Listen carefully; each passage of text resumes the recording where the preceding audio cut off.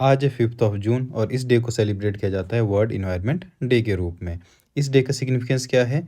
It creates awareness about protection of the environment. इसमें बहुत सी non governmental organisations participate करती है, बहुत सी बिजनेसेस, गवर्नमेंट्स पार्टिसिपेट करती है, बट मेनली इसको ऑर्गेनाइज करता है यूनाइटेड नेशन इन्वायरमेंट प्रोग्राम, जिसका कि हेडक्वार्टर है नैरोबी, केन्या में।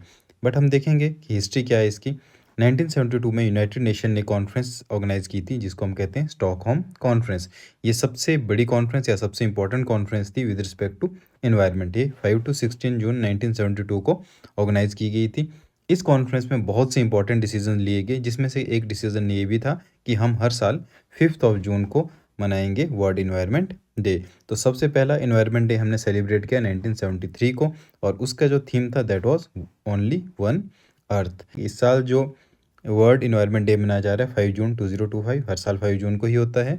इस बार जो होस्ट कंट्री है, इसमें आपको दो चीज़ें बहुत इंपॉर्टेंट याद रखनी है, एक तो होस्ट कंट्री, दूसरा थीम।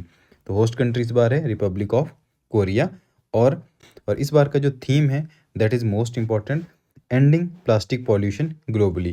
जो फोकस किया जा रहा है टू एंड प्लास्टिक पॉल्यूशन। तो प्लास्टिक पॉल्यूशन और इसका जो भी इम्पैक्ट होगा इन्वायरमेंट पर, और जो भी डेंजर है इसका ह्यूमन लाइफ के लिए और इन्वायरमेंट के लिए, उसको डिस्कस किया जाएगा। दो चीज़ें हमने याद रखनी है यहाँ पर। एक तो इस बार की जो होस्ट कंट्री है रिपब्लिक ऑफ कोरिया, दूसरा जो इस बार की थीम है focus on ending plastic pollution globally.